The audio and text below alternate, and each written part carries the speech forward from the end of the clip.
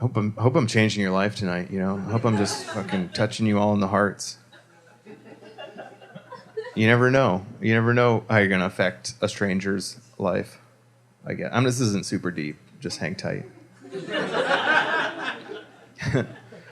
I hosted a comedy show in New York for many years, right? And this guy messaged me on Twitter a while ago. And he was just like, hey, man, I met my girlfriend at your show a year ago, and I want to come to the show tonight. I'm going to bring her, and I want to propose to her at your show. And there's like a general rule in comedy that you just never let that happen. Because somebody has to follow it, and it just like changes the energy of the night completely, depending on which way it goes, obviously, right?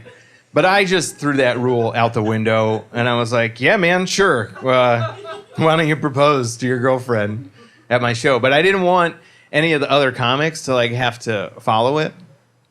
So I said, listen, what we'll do is you just hang tight and, you know, watch the show or whatever. And then at the end of the show, I'll say, thanks for coming out, everybody. We got a special guest. And then I will just call you up on stage, and then you can propose, and then we'll party, and it'll be great. And if it goes poorly, we can all just get the fuck out of there. We can all be like, whoa, and then leave, you know?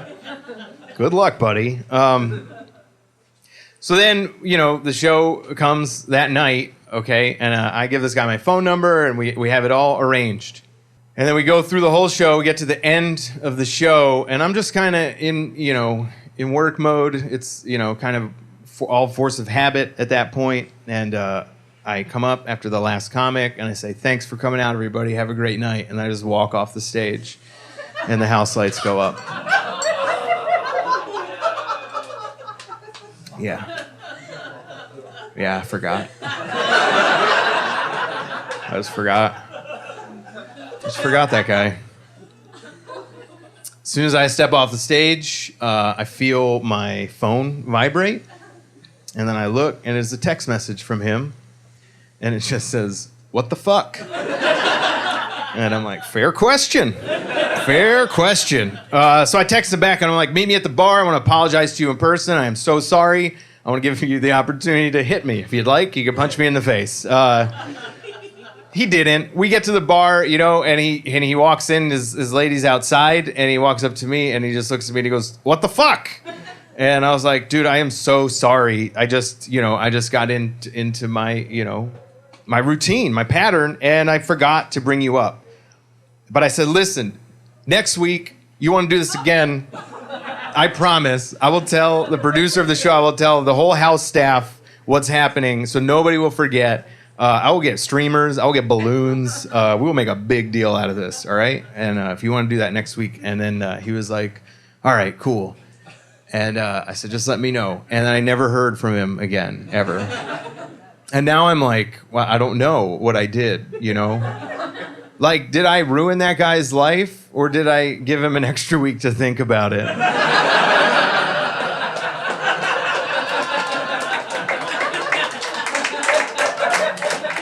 I don't know. You don't know. You really don't. And I really even only think that just because a similar thing happened to me, right? This is like many years ago. I was engaged. I was pretty young, and I was doing comedy at the time, and I was working at a comedy club in Philadelphia with Tom Wilson. He's Biff from Back to the Future. I was opening for him, okay? He's a really funny stand-up.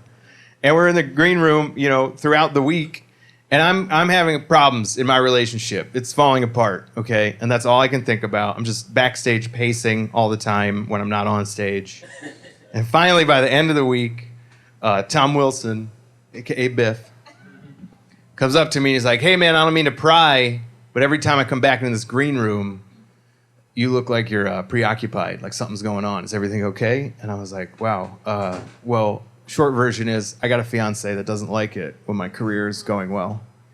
And he looks at me and he's just like, you can't marry her. And then he just walks onto stage. And I was like, wow, okay. This guy's been to the future, you know? I probably got to call this thing off. And I did. I called it off. And Biff has no idea, you know? Tom Wilson doesn't know that he changed the course of my life, that he probably just finished that week or whatever. You just never know. Another thing. Like I was in New York. This was a couple months ago.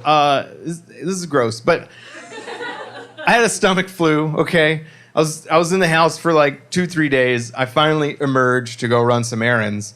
I go to buy a Subway card, and I look, and the only open kiosk is right next to this couple who's fighting really bad. Like they are breaking up. Okay, they are fighting bad, and I have to use this kiosk to get my Subway card.